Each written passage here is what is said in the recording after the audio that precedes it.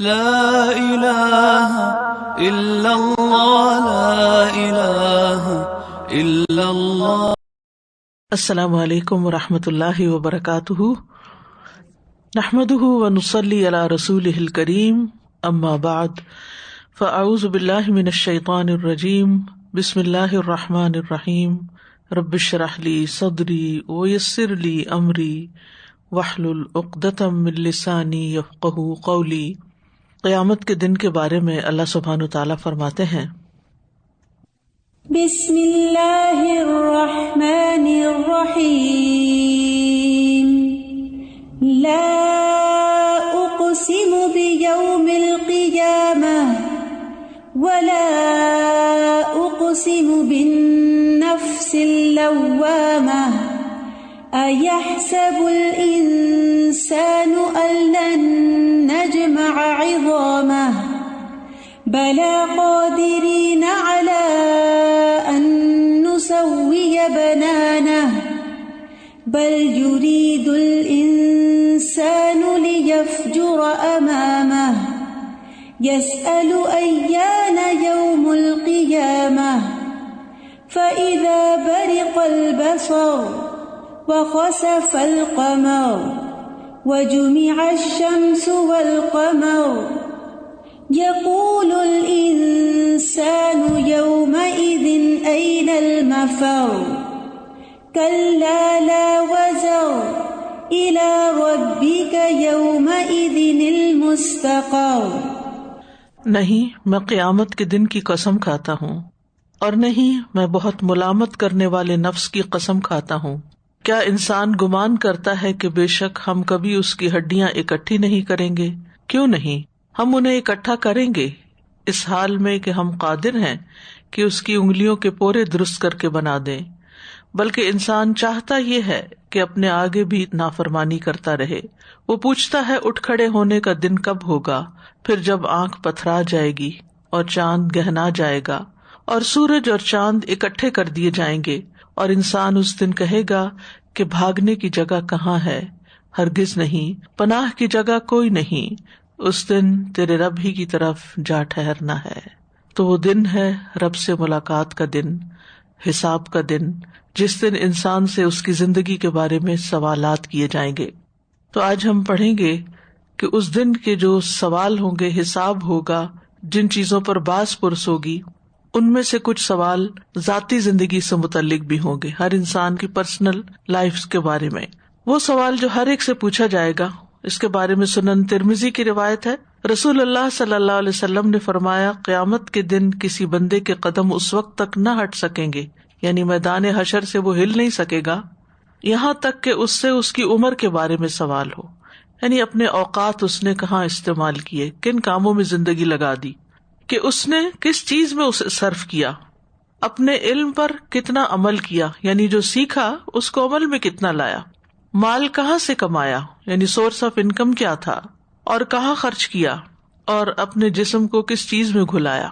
اب دیکھیے کہ اگر یہ سوال کوئی انسان بھی ہم سے کرے، مثلاً کوئی استاد اپنے شاگرد سے کرے، یا والدین اپنے بچے سے کرے، یا کوئی حکومت اپنے لوگوں سے کرے کہ سورس آف انکم کیا ہے، کہاں خرچ کرتے ہو، یا اسی طرح علم کے بارے میں، تو آپ دیکھیے کہ انسانوں پر دنیا میں بھی کتنی پریشانی طاری ہو جاتی ہے، اور پھر دنیا میں تو انسان بہت ساری چیزوں کو اپنی مرضی سے آگے پیچھے بھی کر دیتے ہیں، چھپا جاتے ہیں، بہانے کر جاتے ہیں، جھوٹ بول جاتے ہیں، لیکن وہاں تو کوئی ایسا کر ہی نہیں سکے گا۔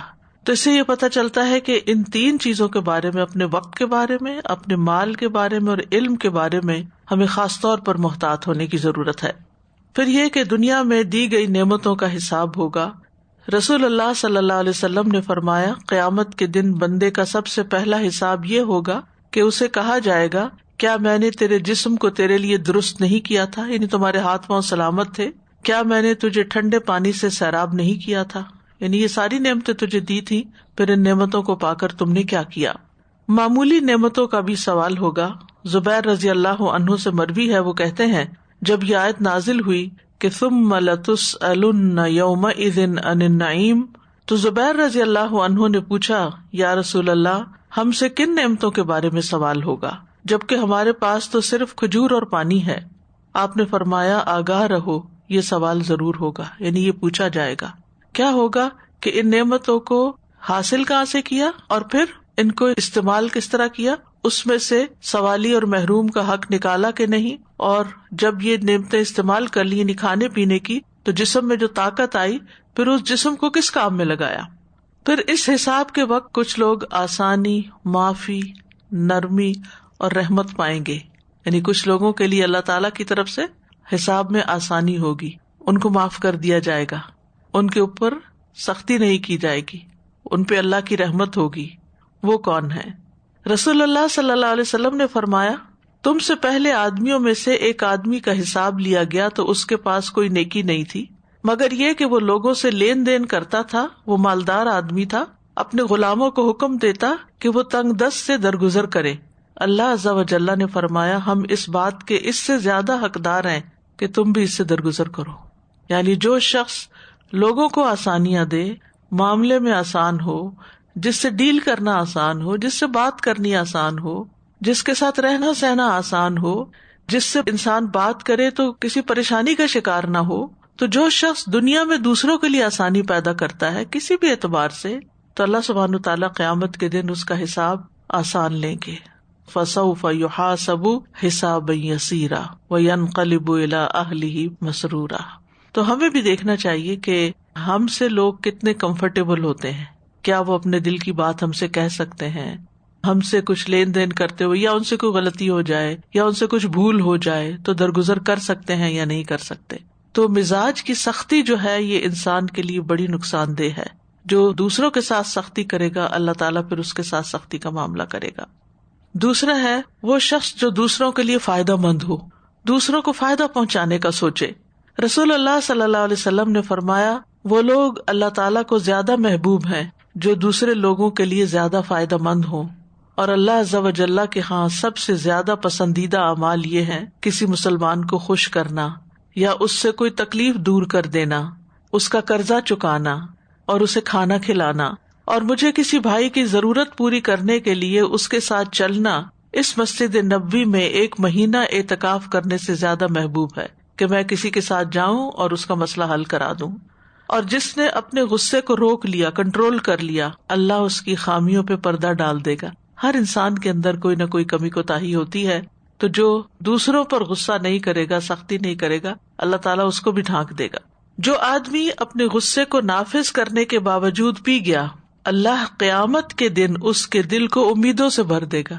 یعنی اس دن اس کے اندر ایک امید ہوگی. 2 چیزیں ہوتی ہیں نا انسان کے اندر کسی بھی موقع پر، یا اس کے اندر خوف ہوتا ہے یا اس کے اندر امید ہوتی ہے. مثلا آپ ایئرپورٹ پہ جاتے ہیں تو اگر آپ لیٹ پہنچے ہیں تو آپ کو کیا خوف ہوتا ہے کہ شاید اب چیک ان نہ کروا سکوں، اور دوسرا یہ ہوتا ہے کہ نہیں میں ٹائم پر ہوں، کوئی مسئلہ نہیں ہے، ہو جائے گا. کیونکہ ہر ٹریولنگ میں گھبراہٹ تو ہوتی ہی ہے، چاہے آپ 3 گھنٹے پہلے ہی جا کے بیٹھ جائیں، پھر بھی جب تک آپ چیک ان کر نہیں چکتے تو آپ کو ہوتا ہے کہ پتہ نہیں کیا بنے گا ابھی. تو کچھ تو ہمارے مزاج کے اندر بھی انگزائٹی ہوتی ہے، کچھ جلد بازی ہوتی ہے بعض اوقات، تو اس کی وجہ سے پریشان ہوتے ہیں. لیکن ایک یہ کہ اللہ کی طرف سے دل میں سکینت کا ڈال دیا جانا کہ مشکل سے مشکل موقع پر انسان گھبرائے نہیں. اور یہ اس وقت ہوتا ہے جب آپ دوسروں کی مشکل کو آسان کرتے ہیں. غار ثور میں جب نبی صلی اللہ علیہ وسلم تھے تو اس وقت حضرت ابوبکر صدیق رضی اللہ عنہ گھبرا گئے تھے جب مشرکین کو انہوں نے بالکل غار کے قریب دیکھا، لیکن آپ اس وقت بھی اطمینان میں تھے، سکینت میں تھے. آپ نے فرمایا لا تحزن ان اللہ معنا، غم نہیں کرو، اللہ ہمارے ساتھ ہے. یہ یقین کس شخص کو ہوتا ہے کہ جو زندگی میں اچھے کام کرتا رہے، رب کی رضا کے کام کرتا رہے، اور ان نیکیوں کی وجہ سے اس کے دل کے اندر ایک اطمینان رہتا ہو. جب اوور آل آپ کی شخصیت کے اندر یعنی آپ کے مزاج کے اندر ایک اطمینان ہوتا ہے، ایک امید ہوتی ہے، تو پھر خوف اور گھبراہٹ کے موقع پر بھی امید زیادہ ہوتی ہے بنسبت فکر اور خوف کے. تو اس کو کرنے کے لیے اوپر جو کام بتائے ہیں، کسی کو خوش کرنا، کسی کی تکلیف دور کر دینا، کسی کا قرضہ چکا دینا، کسی کو کھانا کھلا دینا، کسی کی ضرورت پوری کرنے کے لیے اس کے ساتھ. مثلا بعض اوقات ہوتا ہے کہ کچھ خواتین ہوتی ہیں وہ اکیلے شاپنگ کرنے سے گھبراتی ہیں، ضرورت کی چیز بھی خریدنی ہو تو اکیلے نہیں جا سکتی، تو آپ اپنا وقت نکالتے ہیں، تو آپ کہتے ہیں چلو میں تمہارے ساتھ چلتی ہوں اور جلدی کام نپٹا لیں گے. کوئی ڈاکٹر کے پاس جانا چاہتا ہے، ڈرائیو نہیں کر سکتا، آپ اس کو لے جاتے ہیں. اسی طرح کسی کو کسی اور چیز کی ضرورت ہے، کوئی مشکل ہے، تو آپ اپنے اوقات میں سے کچھ وقت نکال کے دوسرے کے لیے آسانی پیدا کرتے ہیں. اسی طرح کھانا کھلانا، اور غصے کو کنٹرول کرنا. ایک ہوتا ہے کسی کے ساتھ احسان کرنا، اور دوسرا یہ کہ دوسرے سے اپنی ناراضگی کو دور رکھنا. ہر انسان سے کوئی نہ کوئی غلطی ہوتی ہے، تو اگر غصہ ایک حد کے اندر ہو تو اس پر ملامت نہیں ہے، لیکن غصہ جب حد سے بڑھ جائے اور آپ ظالم بن جائیں، فزیکل ابیوز کریں، مار پٹائی شروع کر دیں، دروازے توڑنے شروع کر دیں، چیخو پکار شروع کر دیں، اور ایک طوفان کھڑا کر لیں چھوٹی سی بات پر، اور بات سمجھ کے نہ دیں، بات کرنا نہ چاہیں، اور غصے کو لمبائی کرتے چلے جائیں، تو یہ چیز ناپسندیدہ ہے. فرمایا جو اپنے بھائی کے ساتھ اس کی ضرورت پوری کرنے کے لیے چلا، اللہ تعالیٰ اس کو اس دن ثابت قدم رکھے گا جس دن قدم ڈگمگا جائیں گے. یعنی آپ کسی کے ساتھ چلتے ہیں تو اللہ تعالیٰ آپ کو قیامت کے دن ثابت قدمی دے گا. اور بد اخلاقی اعمال کو یوں تباہ کرتی ہے جیسے سرکہ شہد میں بگاڑ پیدا کر دیتا ہے. شہد ویسے تو میٹھا ہوتا ہے، لیکن اگر آپ اس میں سرکہ ڈالے، وہ ایک دوا بنتی ہے نا جو ہارٹ کھولنے کے لیے بنتی ہے، تو اس میں سرکہ بھی ہوتا ہے اور اس میں شہد بھی ہوتا ہے اور بھی کچھ انگریڈینٹس ہوتے ہیں. تو آپ نے دیکھا ہوگا کہ اس کا ذائقہ کھٹا ہو جاتا ہے، یعنی شہد پھر شہد نہیں رہتا بلکہ سرکے کا اثر زیادہ ہو جاتا ہے اس پر.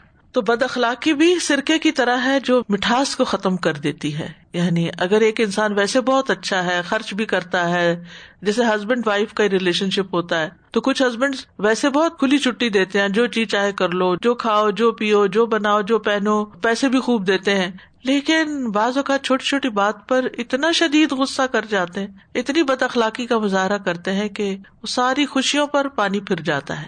تو اس سے بھی بچنا چاہیے، کیونکہ بہت سے گھر اس سے خراب ہوتے دیکھے ہیں کہ جس میں ناروا قسم کا غصہ اور ناروا قسم کی سختی اور پابندی جو ہے وہ دوسروں کا گلا گھونٹ دیتی ہے. پھر اسی طرح جہنم سے بچنے کے لیے بچیوں کی خوش دلی سے پرورش کرنا. رسول اللہ صلی اللہ علیہ وسلم نے فرمایا جس کی 3 بیٹیاں ہوں اور وہ ان پر صبر کرے اور محنت اور کوشش کر کے ان کو کھلائے پلائے اور انہیں پہنائے تو وہ اس کے لیے قیامت کے دن آگ سے آڑ ثابت ہوگی. یعنی قیامت کے دن وہ آگ میں جانے سے اس کو روک دیں گی. اب اس میں دیکھیے کہ کیا چیزیں، صرف 3 بیٹیاں ہونا کافی نہیں. بازو کا تو ہوتا ہے کسی کی تیسری بیٹی ہے تو اس کو خوشخبری سنانے لگتے ہیں اب تو جنت تمہاری پکی ہوگی. نہیں، بات یہ ہے کہ ان بیٹیوں کے ساتھ سلوک کیسے ہو رہا ہے یہ میٹر کرتا ہے. ان پر صبر کرے، کیونکہ بیٹیاں جسے کہتے ہیں نا کہ پرائی امانت ہوتی ہیں. آپ اگر غور کریں تو ایک بچی کو آپ پیدا کرتے ہیں، اسے کھلاتے ہیں، پلاتے ہیں، پڑھاتے ہیں، لکھاتے ہیں، اس کی ساری ضروریات پوری کرتے ہیں. پھر جب وہ جوان ہو جاتی ہے آپ اس کی شادی کر دیتے ہیں، اور اس کے بعد شوہر کا حق آپ سے زیادہ ہو جاتا ہے اس پر. یعنی پورا انویسٹ آپ نے کیا اور اب ان کی مرضی کہ وہ ملنے بھی دیں کہ نہ ملنے دیں. کتنی ایسی کہانیاں. تو پھر اس وقت کیا چیز صبر دلاتی ہے انسان کو؟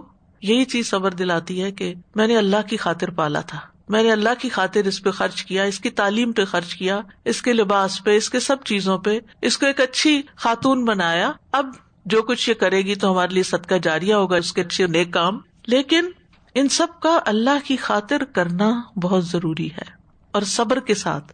یہ نہیں کہ بیٹیوں کو تانے دینے شروع کر دو، کیونکہ کچھ لوگ خرچ بھی کر رہے ہوتے ہیں، تانے بھی ساتھ ساتھ دیے چلے جاتے ہیں، برا سلوک بھی کر رہے ہوتے ہیں. تو اس سے بھی بچنے کی ضرورت ہے. پھر اللہ کی معافی پانے والے. رسول اللہ صلی اللہ علیہ وسلم نے فرمایا جو شخص کسی کی لغزش کو معاف کر دیتا ہے اللہ قیامت کے دن اسے معاف کر دیں گے. معاف کرنا ایک مشکل کام ہے، لیکن جو شخص معاف کر دیتا ہے اللہ سبحانہ تعالیٰ اس کو معاف فرما دیتے ہیں. پھر سودا واپس لے لینے والے دکاندار کی معافی. رسول اللہ صلی اللہ علیہ وسلم نے فرمایا جس نے اپنے بھائی سے سودا واپس کر لیا قیامت کے دن اللہ تعالیٰ اس کی لغزشوں اور غلطیوں کو معاف کر دیں گے. یہاں پر تو شاید آپ کو یہ بات سمجھ میں نہ آئے، کیونکہ یہاں تو عموماً جو سیل پالیسی ہے اس کے اندر یہ چیز شامل ہوتی ہے کہ اگر آپ کو چیز پسند نہیں آئے تو اتنے دن کے اندر آپ اس کو واپس کر سکتے ہیں، اور وہ آرام سے اس کو واپس کر لیتے ہیں. لیکن یہ ہے کہ ہمارے دین میں یہ بات بتائی گئی ہے کہ البیعان بالخیار، خرید و فروخت کرنے والے کے پاس اختیار ہے ما لم یتفرقا، جب تک وہ جدا نہیں ہوتے. یعنی اگر ایک مجلس میں بیٹھ کے سودا کر رہے ہیں اور کر لیا، پیسہ بھی لے لیا، چیز سائن بھی کر دی، لیکن ابھی اٹھے نہیں، کہ کسی ایک کی نیت بدل جاتی، نہیں میرا نہیں دل چاہ رہا میں تمہیں دوں، یا میں نہیں چاہتا خریدوں، تو کوئی بات نہیں، آپ وہاں پر آپس میں پھر دوبارہ اپنی ڈیل کو انڈو کر سکتے. لیکن ایک دفعہ آپ گھر چلے گئے، اس مجلس سے نکل گئے، پھر اب بیچنے والے کو اختیار ہے کہ وہ آپ کا سودا واپس نہ لے. لیکن اس کے باوجود بھی اگر کوئی سودا واپس لے لیتا ہے، اسی طرح ہمارے ہاں رواج ہے کہ بیانہ لے لیتے ہیں، یعنی بات پکی کرنے کے لیے مثلا 1,00,000 کا سودا ہے تو 5,000 پہلے دے دو، اور اگر تم نے نہیں لیا تو پھر وہ 5,000 گئے. تو اب اگر کوئی وہ بیانہ 5,000 واپس کر دیتا ہے تو یہ کیا ہے؟ یہ ان چیزوں میں سے ہے کہ جو قیامت کے دن انسان کے لیے اللہ کے ہاں معافی کا سبب بنے گی. پھر اسی طرح رسول اللہ صلی اللہ علیہ وسلم نے فرمایا جو چڑیا کو ذبح کرتے ہوئے اس پہ رحم کرے گا قیامت کے دن اللہ اس پر رحم کرے گا. یعنی اللہ کی رحمت پانے والے لوگ ہیں. کرو مہربانی تم اہل زمین پر، خدا مہربان ہوگا عرش بری پر. اب یہ جو چڑیا کی بات کی گئی، چڑیا سب سے چھوٹا جانور ہوتا ہے جس کو ذبح کیا جاتا ہے، اور اگر چڑیا کے اوپر نرمی اور رحمت کا ذکر ہے تو پھر مرغی اور بکری اور گائے اور اونٹ، ان سب چیزوں کے بارے میں آپ کیا کہتے ہیں؟ یعنی ان سب چیزوں پر بھی اللہ سبحانہ وتعالیٰ آپ پر اپنی رحمت نازل کرے گا اگر آپ ان کے ساتھ سکون کا معاملہ کرتے ہیں. اس دفعہ کی بقرہ عید تھی تو الحمدللہ میرے نواسے نے ہی سارے بکرے کو 4-5 مختلف لوگوں کے تھے، سب ذبح کیے. تو میں اس سے پوچھ رہی تھی کہ تمہیں ڈر نہیں لگا؟ اس نے آگے سے کچھ کیا نہیں. تو کہہ رہا تھا کہ نہیں، اس پہ ہم ہاتھ پھیرتے تھے اور بسم اللہ پڑھتے تھے تو سکون کے ساتھ وہ لیٹ جاتا تھا. تو یہ ہے کہ اگر آپ ذبح سے پہلے پانی پلا دیں، اس کی آنکھیں ڈھانپ دیں، وہ جو آپ نے شاید دیکھا بھی ہو مرسی ذبیحہ، جس میں وہ بسم اللہ الذی لا یضر پڑھ کے پھر کانوں کو آنکھوں کے اوپر لے آتے ہیں کہ ذبیحہ خود چھری نہ دیکھے، چھری تیز ہوتے ہوئے نہ دیکھے، اور پھر تیز چھری کے ساتھ بسم اللہ پڑھ کے فوراً ذبح کر دیا جائے. تو وہ سرنڈر کر دیتے کیونکہ اللہ نے ان کو بنایا، اس لیے اللہ نے انہیں انسانوں کے لیے مسخر کیا ہے. تو جب نرمی کا معاملہ ان کے ساتھ کرتے ہیں تو وہ بھی آگے سے نرمی کا ہی معاملہ کرتے ہیں. پھر اسی طرح یہ ہے کہ جو بندہ کسی کے ظلم کو معاف کر دیتا ہے اللہ قیامت کے دن اس کی عزت بڑھا دے گا. یعنی ایک تو دنیا کی عزت ہے نا، تو دنیا میں ہمیں جاننے والے زیادہ سے زیادہ کتنے لوگ ہوں گے؟ اگر ہماری عزت کو کوئی حرف آئے، کوئی کمی بیشی ہو تو میکسیمم کیا ہوگا. لیکن قیامت کے دن تو اولین و آخرین جمع ہوں گے ایک جگہ. اگر کسی کی بے عزتی ہوتی ہے اور وہاں کسی کو ذلت کا سامنا کرنا پڑتا ہے، وہ جو دعا ہے نا وَلَا تُخْزِنَا يَوْمَ الْقِيَامَةِ، تو وہ جہنم میں جانا جو ہے وہ سب سے بڑی رسوائی کی بات ہے کہ کسی کے بارے میں بھی یہ کہا جائے کہ اس کو جہنم میں پھینک دیا جائے. تو اس سے یہ پتہ چلتا ہے کہ اگر کوئی شخص دنیا میں کسی کو معاف کر دے گا، اس کو ذلت سے بچائے گا، ظلم کا شکار نہیں ہونے دے گا، تو قیامت کے دن اللہ سبحانہ وتعالیٰ بھی اس کی عزت میں اضافہ فرمائے گا. پھر اسی طرح کچھ اذکار ہیں، قرآن کا پڑھنا ہے جو قیامت کے دن کام آنے والے ہیں. رسول اللہ صلی اللہ علیہ وسلم نے فرمایا جو آدمی صبح اور شام 100 مرتبہ سبحان اللہ و بحمدہ پڑھتا ہے، قیامت کے دن کوئی اس سے زیادہ افضل عمل نہیں لا سکتا سوائے اس کے جس نے اس کے برابر یا اس سے زیادہ پڑھا ہو. کتنا آسان سا نسخہ ہے، آسان سا کام ہے، لیکن ہم بھول جاتے ہیں. تو ہمیں یہ ریمائنڈر چاہیے ہوتے ہیں. اس میں میری تو کوشش یہ ہوتی ہے کہ سنت اور فرض کے بیچ میں اس کو پڑھ لوں، کیونکہ بعض اوقات فرض پڑھ کے پھر انسان صبح شام کے اذکار کر کے اور کاموں میں لگ جاتا ہے. تو اگر آپ ایک ٹائم فکس کر لیں نا اپنے لیے تو اس سے پھر رہتا نہیں. ورنہ جب تک میں نے اس کا ٹائم نہیں فکس کیا تھا نا تو وہ کبھی ہو جاتا تھا، کبھی یہ کہ سورج نکل جاتا تھا اور پھر بعد میں پڑتی تھی. تو افضل وقت اس کے پڑھنے کا ہے فجر کی اذان سے لے کر سورج نکلنے تک. یہ بیسٹ ٹائم ہے جس میں یہ ذکر کرنا چاہیے. اسی طرح ایوننگ اذکار میں عصر کی اذان سے لے کر مغرب تک. پھر قرآن کا پڑھنا، یعنی یہ بھی انسان کی عزت بڑھائے گا قیامت کے دن. یعنی آپ اپنے ساتھ باندھ لیں، کچھ نہ کچھ اس میں سے سیکھتے رہیں، سمجھتے رہیں، غور و فکر کرتے رہیں، تدبر کرتے رہیں. رسول اللہ صلی اللہ علیہ وسلم نے فرمایا قیامت کے دن قرآن اور اہل قرآن جنہوں نے اس پر عمل بھی کیا ہوگا ان کو لایا جائے گا. سورۃ البقرہ اور آل عمران ان کے آگے آگے ہوں گے. تو اس سے یہ پتہ چلتا ہے کہ خاص طور پر یہ 2 صورتیں ضرور پڑھنی چاہیے. اس کا بھی طریقہ کیا ہے؟ مثلا عصر کی نماز کے بعد آپ ہر روز پوری سورت پڑھ سکے تو بہت اچھا، لیکن اگر پوری سورت نہیں تو آدھا آدھا پارہ پڑھ لیں، 5 دن میں ہو جائے گی. روب پڑھ لیں، روب کا بھی آدھا کر لیں، اس کا بھی آدھا کر لیں، 1-2 صفحے پڑھ لیں. لیکن اگر آپ اس طریقے سے اپنے اوپر باندھ لیں گے تو انشاءاللہ آپ کی کچھ نہ کچھ دن کے اندر سورۃ البقرہ پوری ہو جائے گی اور پھر سورۃ آل عمران پوری ہو جائے گی. پھر دوبارہ سے البقرہ اور آل عمران شروع کر دیں، کیونکہ سورۃ البقرہ میں خاص طور پر احکامات بہت زیادہ ہیں جو ہماری روزمرہ کی زندگی سے متعلق ہیں. تو اس کا بہت اچھا ریمائنڈر ہوتا ہے. کسی دن انسان کا کیسا موڈ ہوتا ہے، کسی دن انسان کی دل کی حالت کیسے ہوتی ہے. پھر جب انسان ان کو پڑھتا ہے تو ایک دفعہ میں عمل نہیں ہوا تو دوسری دفعہ میں نہیں ہوا تو تیسری دفعہ. اور پھر آپ نے دیکھا ہوگا کہ تیسرا پارہ جہاں سے شروع ہوتا ہے وہاں صدقہ خیرات کی کتنی آیتیں ہیں، اور پھر اس کے ادب آداب بھی بتائے گئے ہیں. تو یہ ہو نہیں سکتا کہ آپ وہ آیتیں بار بار پڑھیں اور پھر آپ صدقہ نہ کریں، اور صدقہ کریں تو اس کے آداب کا خیال نہ رکھیں. تو یہ صورتیں پھر انسان کے لیے عزت کا باعث بنے گی. رسول اللہ صلی اللہ علیہ وسلم نے فرمایا قیامت کے دن قرآن اس آدمی کے روپ میں آئے گا جس کا رنگ اڑا ہوا ہوگا. یعنی قرآن کو ایک جسم دیا جائے گا جس کا رنگ اڑا ہوا ہوگا، اور وہ اپنے ساتھی سے پوچھے گا کیا تو مجھے پہچانتا ہے؟ پھر قرآن اپنا تعارف پیش کرتے ہوئے کہے گا میں وہی ہوں جو تجھے راتوں کو بیدار رکھتا تھا. یعنی رات کو بھی تم قرآن پڑھتے تھے. اب آپ دیکھ لیں تہجد میں کتنا قرآن پڑھتے ہیں آپ، کیونکہ وہ وقت سب سے افضل وقت ہے قرآن کے پڑھنے کا. اور دوپہروں کو تجھے پیاسا رکھتا تھا، یعنی دن میں بھی تم پڑھتے تھے تو اس پڑھنے کی وجہ سے تمہیں پیاس لگتی تھی. اکثر ایسا ہی ہوتا ہے نا، جب پڑھ رہے ہوتے ہیں منہ سوکھنے لگتا ہے، پھر انسان کہتا ہے اچھا بھی اٹھتا ہوں پھر پانی لیتا ہوں. کبھی تو آپ پاس ہی بوٹل رکھ لیتے ہیں، کبھی نہیں بھی رکھتے. تو یہ ایک یقینی بات ہے کہ انسان علم حاصل کرتے یا سیکھتے سکھاتے ہوئے اس کے اوپر ایک جسمانی تکلیف آتی ہے.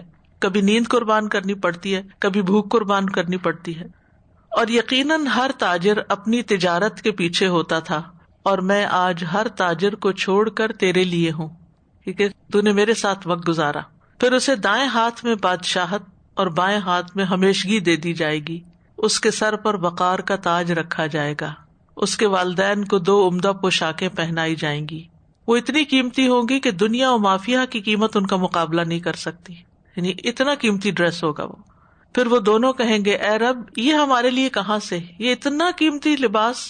تو کہا جائے گا اپنے بچے کو قرآن سکھانے کی وجہ سے، تم نے اپنے بچے کو بھی سکھایا. تو مائیں صرف خود ہی نہ سیکھتی پڑھتی رہیں بلکہ بچوں کو بھی پڑھائیں، ناظرہ بھی پڑھائیں، ترجمہ بھی پڑھائیں، اور ان کو اس کے ساتھ مشغول رکھیں. دیکھیں جب بچے چھوٹے ہوتے ہیں نا تو جلدی ہاتھ آتے ہیں، جب بڑے ہو جاتے ہیں پھر بات نہیں سنتے، اور پھر جب شادیاں ہو جاتی ہیں تو بالکل ہی آؤٹ آف کنٹرول ہو جاتے ہیں، اپنی زندگی ہوتی ہے ان کی. لیکن ایسا بھی ہو سکتا ہے نا ہفتے میں کوئی ایک دن رکھ لیں کہ اس میں اگر بچے جمع ہوتے ہیں تو اس وقت کچھ آیتیں ان کے ساتھ پڑھ لی جائیں، اگر جمع نہیں ہوتے تو فون پر کوئی نہ کوئی سلسلہ کر لیا جائے. یعنی ہر ایک اپنے اعتبار سے، جس کے بچے چھوٹے ہیں وہ اپنا اسکیڈول بنائے، جس کے بڑے ہیں وہ اپنا بنائے. جنہوں نے ناظرہ پڑھ لیا ہے وہ ترجمے کے ساتھ پڑھے، جنہوں نے ترجمہ پڑھ لیا وہ تفسیر پڑھے، جنہوں نے ایک تفسیر پڑھ لی دوسری پڑھے. کوئی لیکچر سننے کو دے، اکٹھے بیٹھ کے سنیں پھر اس پر ڈسکس کریں.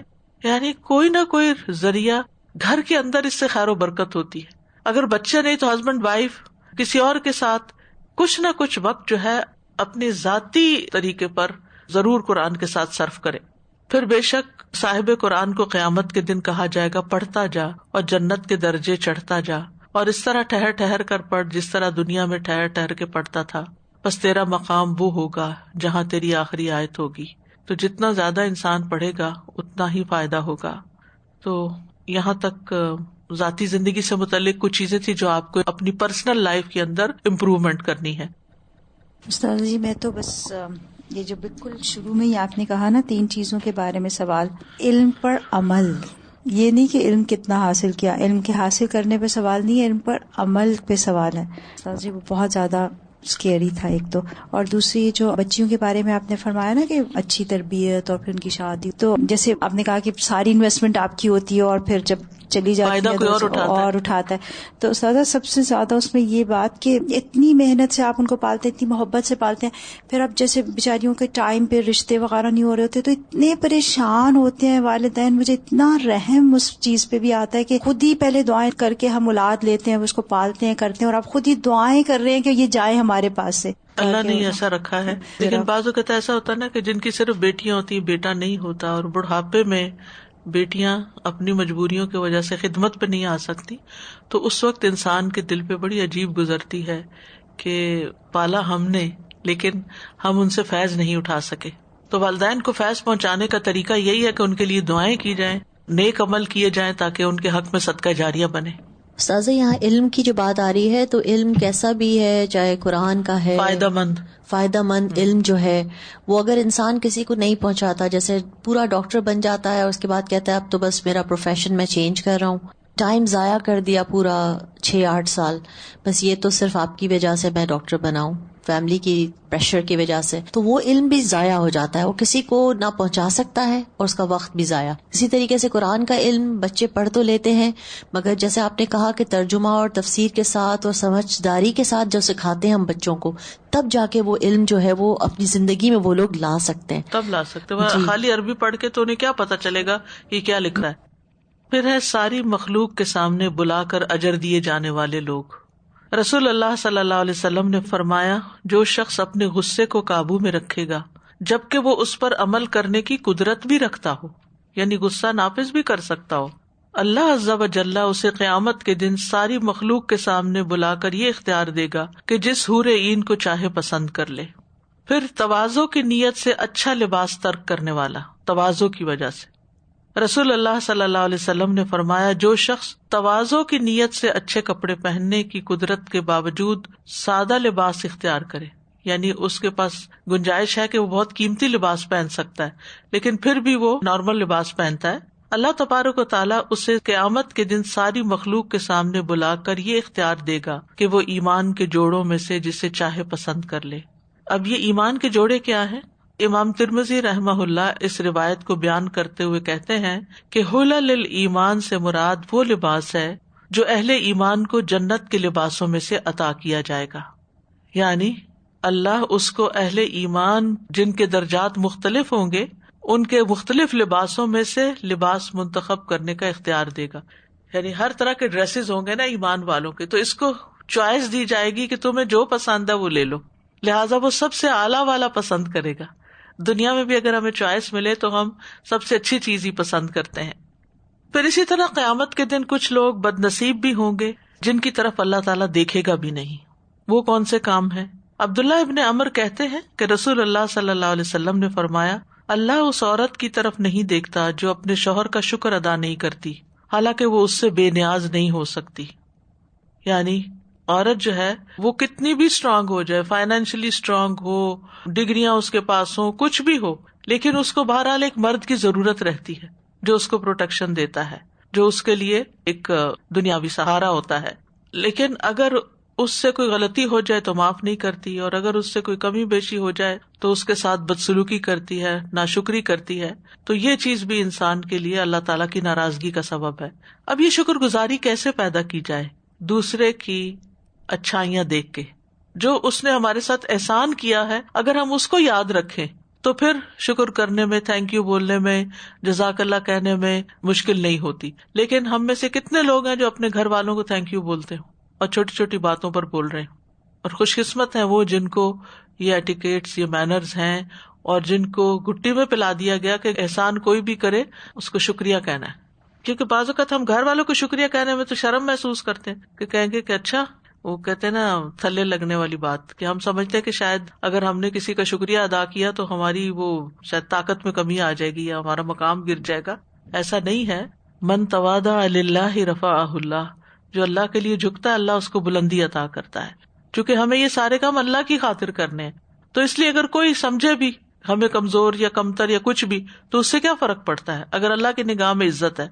پھر بوڑھا زانی مرد اور عورت، نبی صلی اللہ علیہ وسلم نے فرمایا، قیامت کے دن اللہ تعالیٰ نہ بوڑھے زانی مرد کی طرف دیکھے گا نہ بوڑھی زانیہ عورت کی طرف، یعنی جو عمر کے اگلے حصے میں پہنچ کر بھی زنا نہ چھوڑیں، بری حرکتیں نہ چھوڑیں۔ کیونکہ بعض اوقات ایسے واقعات سننے کو ملتے ہیں کہ ایک شخص جو ہے وہ بڑھاپے کو بھی پہنچا ہوا ہے لیکن کسی کو اسپیئر نہیں کرتا اور بری حرکتیں کرنے سے باز نہیں آتا، یعنی جو عادتیں جوانی میں پڑ جاتی ہیں بعض اوقات بڑھاپے میں ان سے چھٹکارا مشکل ہوتا ہے، تو انسان کو دنیا میں ہی توبہ کر لینی چاہیے۔ پھر اسی طرح جو شخص اپنا کپڑا تکبر کی وجہ سے زمین پر لٹکائے گا تو اللہ تعالیٰ قیامت کے دن اس کی طرف دیکھے گا بھی نہیں۔ ایک یہ ہے کہ ضرورت کے تحت جیسے نماز پڑھتے ہیں، لمبی چادر ہے، پاؤں ڈھانکنے ہیں، وہ زمین پہ لگ رہا ہے، وہ اور بات ہے، لیکن ایک یہ کہ آپ اپنے ویڈنگ ڈریس کو اتنا لمبا بنا لیں کہ پھر اترا کے چلیں اور اپنے آپ کو سب سے بہتر سمجھ کر ایسی چیزوں کی نمائش کریں تو یہ پسندیدہ نہیں ہے۔ پھر والدین کا نافرمان، مردوں کی مشابہت اختیار کرنے والی عورت اور دیوس، ان کی طرف بھی اللہ تعالیٰ قیامت کے دن نہیں دیکھے گا۔ رسول اللہ صلی اللہ علیہ وسلم نے فرمایا، 3 آدمی نہ جنت میں داخل ہوں گے نہ ہی قیامت کے دن اللہ ان کی طرف دیکھے گا، والدین کا نافرمان جو ان کی بات نہ مانے، مردوں کی مشابہت اختیار کرنے والی عورت، یعنی مردوں جیسا ڈریس پہننا، مردوں جیسی باتیں کرنا، ان کی جیسی حرکتیں کرنا، اپنے آپ کو مرد ظاہر کرنا. اور دیوس وہ ہوتا ہے جو بے غیرت ہوتا ہے، اپنے گھر میں بے حیائی دیکھتا ہے اور منع نہیں کرتا.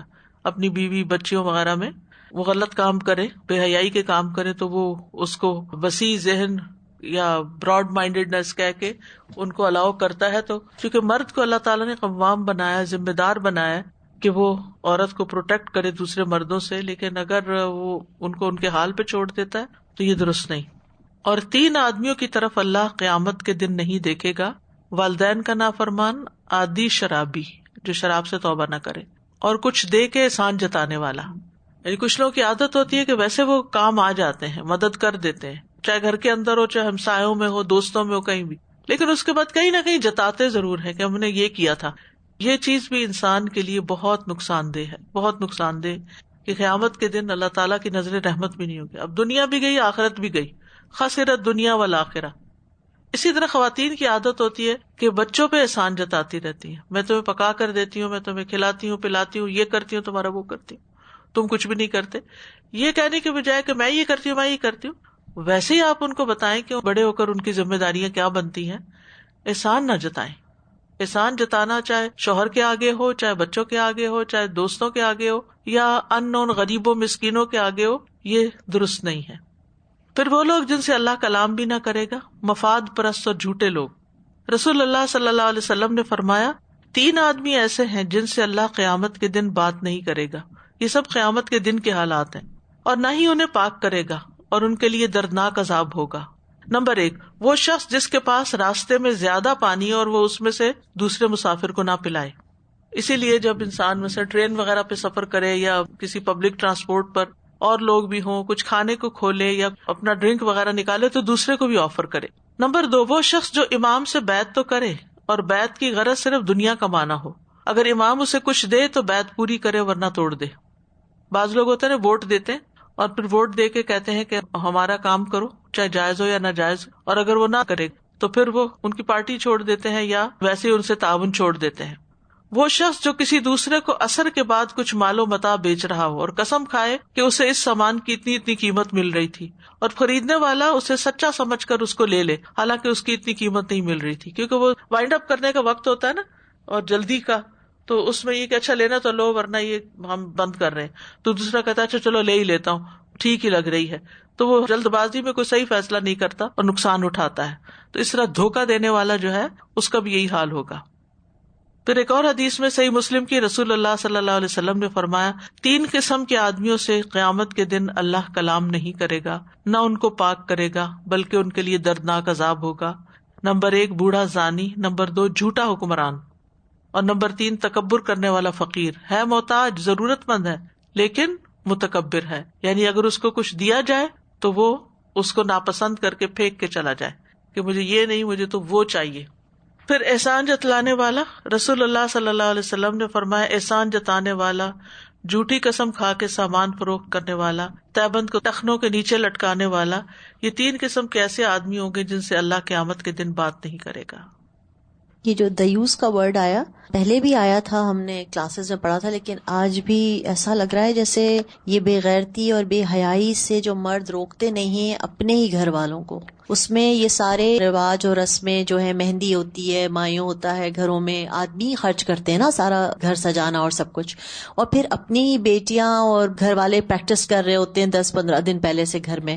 سو یہ سب آدمی مردوں کے سامنے پورے نامحرموں کے سامنے ڈانس ہو رہے ہوتے ہیں. دا ڈے پریکٹس 15 دن پہلے ہوتی ہے، پھر اس دن اپنے ہی دوستوں کے ساتھ بیٹھے ہوتے ہیں اور اپنی بیٹی ڈانس کر رہی ہوتی ہے. میں کہتی ہوں یہ تو ہم اپنی آنکھوں سے دیکھ چکے ہیں یہ ساری دیوسیت. دوسرا یہ کہ یہ جتنا بھی میڈیا ہے ہمارا وہ بھی مردوں کے ہاتھ میں ہے، ایڈورٹائزنگ اینڈ ایوری تھنگ. اپنی ہی بچیوں کو منع نہیں کرتے کہ اتنی گندی فیلڈ میں تم نہیں آؤ، حالانکہ ہم تو بچپن سے یہ سنتے آئے نا کہ یہ فیلڈ صحیح نہیں ہے.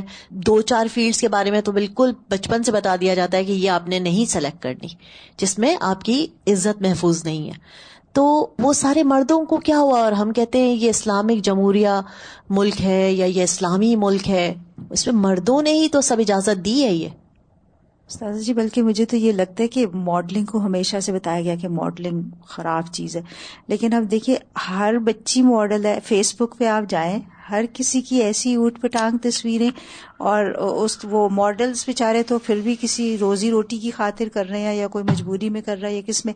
اب یہ تو بلا وجہ بغیر وجہ کے ایک سے ایک بچی جو ہے وہ ماڈل بنی ہوئی، یعنی بیسٹ سے بیسٹ طریقے سے میک اپ کر کے پھر اپنی فوٹو نکال کے پھر ڈال دینا، اسنیپ چیٹ پہ ڈال دینا. سب مرد دیکھ رہے ہیں، عورتیں دیکھ رہی ہیں، کوئی منع ہی نہیں کرتا. کوئی پتہ ہی نہیں کون کون دیکھ رہا ہے، پتہ نہیں. حساب ہی نہیں. اور پھر وہ کیسے کیسے استعمال ہوں گی یہ بھی نہیں پتا. پھر ہے اللہ کی رحمت اور فضل سے محروم لوگ جن سے اللہ سخت ناراض ہوگا. رسول اللہ صلی اللہ علیہ وسلم نے فرمایا، جس نے جھوٹی قسم اس وجہ سے کھائی کہ اس کے ذریعے کسی مسلمان کا مال ناجائز طریقے سے حاصل کرے، تو وہ قیامت کے دن اللہ تعالیٰ سے اس حال میں ملے گا کہ اللہ اس پر نہایت غصہ ہوگا. ہر ایک کو اللہ کے سامنے جا کے کھڑے ہونا ہے نا، اور 1 on 1 بھی ملنا ہے. تو اللہ تعالیٰ انتہائی غضبناک ہوگا اس شخص پر جو جھوٹی قسم کھا کے کسی کا مال ہڑپ کر لے. پھر وہ جن کا کوئی عمل بھی اللہ قبول نہیں کرے گا. صحیح بخاری کی روایت ہے، نبی صلی اللہ علیہ وسلم نے فرمایا، جس نے مدینہ میں کوئی نئی بات پیدا کی، بدعت یا نئی بات کرنے والے کو پناہ دی، اس کا ساتھ دیا، تو اس پر اللہ اور فرشتوں اور انسانوں سب کی لعنت ہے، اور قیامت کے دن اس کا کوئی نیک عمل قبول نہ ہوگا. مدینہ کی خاص طور پر بات کیوں کی گئی؟ کیونکہ لوگ ان کے طرز عمل کو اپناتے ہیں نا، کہ وہاں بھی تو یہ ہوتا ہے. اکثر یہ ہوتا ہے نا، ہم کہتے ہیں مکہ میں بھی ہوتا ہے، مدینہ میں بھی ہوتا ہے، مسجد نبی میں یہ ہوتا ہے. تو اگر وہاں کوئی بدعات شروع کر دے تو وہ بہت بڑے خسارے میں ہے. اور جس نے اپنے مالکوں کی اجازت کے بغیر دوسرے لوگوں سے موالات قائم کر لی، اس پر فرشتوں اور انسانوں سب کی لعنت ہے. قیامت کے دن اس کا کوئی نیک عمل قبول نہ ہوگا. ہوتا یہ ہے کہ جب کوئی آقا اپنے غلام کو آزاد کرتا ہے تو آزادی کے بعد بھی اس کی نسبت اسی پرانے آقا کی طرف رہتی ہے، تو اس کو چینج نہیں کر سکتے، اور اگر کوئی چینج کرے تو اس کے ساتھ یہ ہوگا. اور مسلمانوں کا ذمہ ایک ہے، یعنی قول و قرار، کسی کو پناہ دینا.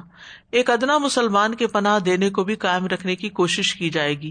جیسے فتح مکہ کے دن نبی صلی اللہ علیہ وسلم نے ام ہانی کو کہا تھا کہ جو ان کے ہاں پناہ لے گا اس کو پناہ دی جائے گی. بس جس نے کسی مسلمان کی دی ہوئی پناہ کو توڑا، یعنی پناہ دے کے قتل بھی کر دیا مثلاً، یا اس کو کسی اور کے حوالے کر دیا، اس پر اللہ کی فرشتوں اور انسانوں سب کی لعنت ہے. قیامت کے دن اس کا کوئی نیک عمل قبول نہیں کیا جائے گا. یعنی کچھ اعمال تو بہت ہی ڈرنے کے، بچنے کے ہیں کہ ایسا کوئی کام نہ کیا جائے کہ باقی سب کچھ بھی ڈرین ڈاؤن ہو جائے. اللہ کے فضل سے محروم رہنے والے. نبی صلی اللہ علیہ وسلم نے فرمایا، جو شخص زائد پانی یا زائد گھاس کسی کو دینے سے روکتا ہے، اللہ تعالیٰ قیامت کے دن اس سے اپنا فضل روک لے گا. اب یہ گھاس پانی کی بات یہ کہ ہر ایک کی ضرورت کی چیزیں ہیں نا، لیکن عمومی طور پر بھی اگر دیکھا جائے تو ہمارے دین میں زائد چیزوں کو دے دینے کا مزاج پایا جاتا ہے کہ جو تمہارے استعمال کی نہیں، جو تمہاری سے ایکسٹرا ہو گئی ہیں، ان کو ضرورت مندوں کو دے دو، دوسروں کو دے دو. قرآن مجید میں آتا ہے، یسألونک ماذا ينفقون قل العفو. یہ پوچھتے ہیں کہ کیا خرچ کریں، کیا دیں دوسروں کو. کہا جو زائد ہے وہ دے دو، یعنی اپنی ضروریات پوری کرو. یہ نہیں کہ اپنے بچے بھوکے مر رہے ہو اور تم باہر خیرات کر رہے ہو، لیکن یہ کہ اگر تمہاری ضرورت سے کچھ بچ گیا ہے تو اس کو ضائع نہیں کرو، پھینکو نہیں، بلکہ ان تک پہنچا دو کہ جو ضرورت مند ہے. اور اسی طرح اگر کسی کے پاس ایکسٹرا چیز ہے اور دوسرا ضرورت مند بیٹھا ہے ہاتھ پہ ہاتھ رکھ کے مجبور ہو کے، تو یہ نہیں کہ اچھا میری تو یہ کل کام آئے گی، نہیں، اس کو دے دو تاکہ اس کے کام آئے. جیسے پانی ہے، گھاس ہے، پانی انسانوں اور جانوروں دونوں کے کام آتا ہے، اور گھاس جانوروں کے کھانے کے کام آتی ہے. ذلت پانے والے. رسول اللہ صلی اللہ علیہ وسلم نے فرمایا، جو لوگوں کو ریاکاری کے طور پر دکھانے کے لیے کام کرے گا، اللہ قیامت کے دن اس کی ریاکاری کا حال لوگوں کو سنا دے گا. اور جو لوگوں کو تکلیف میں مبتلا کرے گا، اللہ تعالیٰ قیامت کے دن اسے تکلیف میں مبتلا کرے گا. استغفر اللہ. یہ کتنا ڈرنے کی بات ہے. کچھ لوگ تو ایسے ظالم ہوتے ہیں، اتنے سنگ دل ہوتے ہیں، ان کو دوسروں کو ٹیز کر کے، دوسروں کو ذلیل کر کے، دوسروں کو تکلیف دے کے، سوتے کو جگا کے ان کو مزہ آتا ہے. یعنی ان کو احساس ہی نہیں ہوتا کہ یہ میں جو کام کر رہا ہوں، یہ جو بات کر رہا ہوں، یا جو ایکشن کر رہا ہوں، اس سے کسی کو تکلیف ہوگی. تو جو لوگوں کو مشقت میں ڈالے گا، ان کے بس سے باہر ان کے اوپر کام ڈالے گا. مثلا آپ کسی کو کام پہ رکھتے ہیں، ہائر کرتے ہیں، جاب پہ رکھتے ہیں، تو آپ اس کو اتنا ہی کام دیں جتنا وہ کر سکتا ہے، اس سے زیادہ کہ ایکسپیکٹ نہ کرے کہ اس کی ساری لائف صحت متاثر ہو جائے، گھر والے متاثر ہو جائیں، باقی چیزیں جو ہے وہ آؤٹ آف کنٹرول ہو جائیں. تو دوسروں کے ساتھ سختی نہیں کرنی چاہیے، تکلیف نہیں دینی چاہیے دوسروں کو. بیسیکلی اسی طرح جیسے اگر کوئی ڈاکٹر ہے یا کوئی نرس ہے یا آپ کے گھر میں بوڑھے بزرگ ہیں، آپ نے ان کو اٹھانا ہے، بٹھانا ہے، کوئی بھی معاملہ کرنا ہے تو ان کو تکلیف نہ دیں، یعنی نرمی سے معاملہ کریں، آسانی سے معاملہ کریں، لحاظ رکھیں، احساس کریں. ہوتا نا کہ کچھ لوگوں کے اندر احساس ہوتا ہے، وہ دوسرے کی تکلیف کو سمجھتے ہیں، اور کچھ لوگ اتنے بے حس ہوتے ہیں کہ دوسرا تڑپتا بھی رہے تو ان کے کان پہ جوں نہیں رینگتی. تو ہم یہ دیکھ لیں کہ جو ہم کسی کے ساتھ کر رہے ہیں نا، کل وہ ہمارے ساتھ ہونے والا ہے. پھر اسی طرح کچھ اور لوگ ہوں گے جن کے اعمال ضائع ہو جائیں گے. صوبان کہتے ہیں نبی صلی اللہ علیہ وسلم نے فرمایا، میں اپنی امت کے ان لوگوں کو جانتا ہوں جو روز قیامت تہامہ پہاڑوں کی مثل ڈھیروں نیکیاں لے کر آئیں گے، لیکن اللہ ان کی نیکیوں کو فضا میں پھیلے ہوئے غبار کے باریک ذروں کی طرح اڑا دے گا، بے اہمیت کر دے گا. صوبان نے کہا، اللہ کے رسول، ایسے لوگوں کی صفات بیان کر دیجئے، ذرا ان کی وضاحت کر دیجئے، کہیں ایسا نہ ہو کہ ہم لا علمی میں ان کی صف میں کھڑے ہو جائیں. آپ نے فرمایا، خبردار، وہ تمہارے ہی بھائی ہوں گے، تمہاری ہی نسل سے ہوں گے، رات کو تمہاری طرح قیام کریں گے، لیکن وہ ایسے لوگ ہوں گے کہ تنہائیوں میں اللہ کے حرام کردہ امور کا ارتکاب کریں گے، یعنی اکیلے میں حرام کام کریں گے چھپا کے سب سے. اب اس میں آپ دیکھیے کہ کتنا خطرہ بڑھ گیا ہے کہ انسان اپنے سیلز کے اوپر، اپنے گیجٹس کے اوپر ایسی چیزیں چھپ چھپا کے بھی نہ دیکھے کہ مجھے کوئی دیکھ نہیں رہا، اور اگر کوئی دیکھے تو ایک دم جھٹ سے بند کر دے. تو ایسی چیزیں جن کا آپ کو پتا ہے کہ آپ پبلک میں نہیں کر سکتے تو کوشش کریں کہ وہ اکیلے میں بھی نہ کریں. پھر مال اور حکومت والوں پر حساب کی سختی ہوگی. نبی صلی اللہ علیہ وسلم نے فرمایا، قیامت کے دن اجتماع ہوگا تو کہا جائے گا، اس امت کے فقراء کہاں ہیں؟ آپ نے فرمایا، پس ان سے کہا جائے گا، تم نے کیا عمل کیے؟ وہ کہیں گے، اے ہمارے رب، ہم آزمائش میں ڈالے گئے تو ہم نے صبر کیا، اور تو نے اموال اور حکومت کا والی ہمارے علاوہ دوسرے لوگوں کو بنایا تھا. اللہ تعالیٰ فرمائے گا، تم نے سچ کہا. پس وہ لوگوں سے قبل جنت میں داخل ہو جائیں گے، اور حساب کی سختی مال اور حکومت والوں پر رہ جائے گی. یعنی گورنمنٹ میں جانے کا سب کو شوق ہوتا ہے، گورنمنٹ کی نوکری بڑی اچھی لگتی ہے، بڑے اس میں بینیفٹس ہوتے ہیں، لیکن یہ ہے کہ ذمہ داری بھی اتنی، کیونکہ پبلک کے مال سے تنخواہ دی جا رہی ہوتی ہے اور پبلک سروس ہوتی ہے. تو اگر اس میں کوئی شخص کمی بیشی کرتا ہے تو سب کو نقصان ہوتا ہے، سب کو تکلیف ہوتی ہے، تو اس کا پھر حساب بھی سخت ہوگا. صحابہ نے عرض کیا، اس دن ایمان والے کہاں ہوں گے؟ آپ نے فرمایا، ان کے لیے نور کی کرسیاں رکھی جائیں گی، ان پر بادل کے سائے کیے جائیں گے. وہ دن مومنوں پر دن کی ایک گھڑی سے بھی زیادہ مختصر ہوگا. یعنی جتنا جس کا ایمان اچھا ہوگا اتنا ہی قیامت کا دن اس کے لیے آسان ہو جائے گا. پھر ہے خسارہ پانے والے. رسول اللہ صلی اللہ علیہ وسلم نے فرمایا، جو اللہ کے اقتدار کو دور خیال کرتا ہے، یعنی سمجھتا کہ میری پکڑ نہیں ہوگی، اللہ قیامت کے دن اس کو دور کر دے گا، یعنی اس سے کلام نہیں کرے گا یا بات نہیں کرے گا. نبی صلی اللہ علیہ وسلم نے فرمایا، جس نے حکمران کی اطاعت سے ہاتھ اٹھا لیا تو اللہ تعالیٰ سے قیامت کے دن اس حال میں ملے گا کہ اس کے پاس کوئی دلیل نہیں ہوگی. پھر اسی طرح باتوں میں جیتنے والے کا انجام، جو ناحق کسی کا مال ہڑپ کر جائے. نبی صلی اللہ علیہ وسلم نے فرمایا، تم اپنا جھگڑا میرے پاس لاتے ہو، اور ہو سکتا ہے کہ تم میں سے کوئی اپنی دلیل کو دوسرے سے زیادہ عمدہ طریقے سے بیان کرنے والا ہو، اور میں اس کے لیے فیصلہ کر دوں اس بات پر جو میں نے اس سے سنی. پھر میں جس کے لیے اس کے بھائی کا حق دلا دوں تو اسے نہ لے. یعنی اس طریقے پر اگر میں کسی کو حق دلا دوں، کیونکہ میں اس کے لیے جہنم کا ایک ٹکڑا کاٹ کے دے رہا ہوں. یعنی اگر کوئی چیز آپ کی نہیں لیکن آپ چرب زبانی سے دوسرے کا حق چھین لیتے ہیں اور ہتھیا جاتے ہیں کہ یہ تو میری ہے اپنی بنا کے، تو ایسا شخص قیامت کے دن جہنم کا ایک ٹکڑا اس کے بدلے میں لے گا. استاذہ، یہ جو زائد گھاس اور زائد پانی کی بات ہو رہی تھی تو میں سوچ رہی تھی ہمارے فریج کتنے بھرے رہتے ہیں استاذہ جی. وہ نئی گروسری آ گئی، پیچھے والی چیزیں پیچھے چلی گئی اور پھر وہ گل سڑ کے پھر جاتی ہیں. تو مجھے یہ لگتا ہے کہ جیسے ہر نیا فریش سٹاک آنے سے پہلے اگر ہم تھوڑا کلین اپ کر لیں، کوئی نیبرز میں دے دیا، ایون اپنے بچوں کو اگر آپ فروٹ وغیرہ کاٹ کے دے دیں تو وہ کھا لیتے ہیں، اور اس طرح سے پڑا تو بالکل ہی وہ بیکار ہو جاتا ہے. تو مجھے لگ رہا تھا اس کا بھی پھر حساب ہے نا، زائد چیز ہے اور جو ہم نے بیکار کر دی اور کسی کو دی نہیں ہم نے. لوگوں کی تکلیف کا احساس کرنا، خاص طور پہ کئی دفعہ گھر میں ہی لوگ ہوتے ہیں، ماں باپ ہیں، بچے ہوتے ہیں چھوٹے بھی، ہر قسم کے لوگ. اور میں تو ان کو دیکھتی ہوں کہ جو بوڑھے ہوتے ہیں وہ بھی ایک جگہ باؤنڈیڈ ہوتے ہیں، باہر نہیں نکل سکتے اپنی تکلیفوں پریشانیوں کی وجہ سے، نہ وہ زیادہ بتاتے ہیں. کئی تو بہت اولاد سے ڈرتے رہتے ہیں کہ ہم اگر یہ بات کر دیں گے تو پتہ نہیں ہمیں یہاں سے نکال دیا جائے گا، اور اگر ہم نے یہ بات کر دی تو پتہ نہیں ہمارے بیٹے کو بری لگے گی. کبھی کوئی آ بھی جائے اور اس کے ساتھ نادانستہ طور پر کوئی اپنا شیئر بھی کر دیں تو اندر خوف سے ان کے برے حال ہوتے ہیں. تو اگر ان سے کبھی کوئی وزٹ کرنا جائے، میں تو کہتی ہوں ان کے رازوں کو بھی راز رکھا جائے، ان کی بات سن لی جائے، ان سے بیٹھ کے آرام سے بات کی جائے. یہ بھی آسانیاں دینے والی بات. سازا یہ جہاں پر آپ نے بتایا تھا کہ یہ لوگ جو ہوتے ہیں ایک قسم کی ذہنی بیماری بھی کہلاتی ہے، یہ جو سیڈسٹ پیپل ہوتے ہیں، یہ دکھ خود دیتے ہیں تب بھی انہیں خوشی ہوتی ہے، اور اگر ان کے جاننے والوں میں سے کسی کو کچھ تکلیف ہوتی ہے تو بجائے سے کہ اس وقت یہ ان کے دل میں تکلیف ہو، خوشی محسوس کرتے ہیں. اور اس طرح کی بیماریاں یعنی سائیکوسس میں ہی کہلاتی ہیں زیادہ تر. تو یہ سائیکوٹکس ایسے ہوتے ہیں، اگر آپ بتا بھی رہی ہوں گی کہ مجھے آج یہ ہوا، یا میرے کچھ لوگ تو باقاعدہ ہنسنا شروع کر دیں. یہی بتانے والی تھی بچپن سے روکنا چاہیے بچے کو کہ ایک بچہ گرا اور وہ تالیاں بجانا شروع کر، اچھا وہ مزہ آیا تم گرے. ایگزیکٹلی. آپ اپنی تکلیف بتا رہے ہیں، کوئی انسان کسی کی موت پہ گیا ہوا ہے، وہاں پر عجیب طریقے سے ہنسنے لگتے ہیں، ان کو کنٹرول نہیں رہتا کہ وہ اپنے جو احساسات ہیں، جو اندر کی فیلنگ ہے، وہ اوپر نظر آنے لگتی ہے. تو یہ بڑی عجیب سی، اللہ تعالیٰ سب کو اس چیز سے بچائے، مگر یہ گندی بیماری ہے.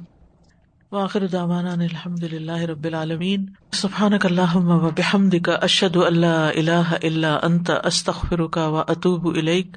السلام علیکم ورحمۃ اللہ وبرکاتہ.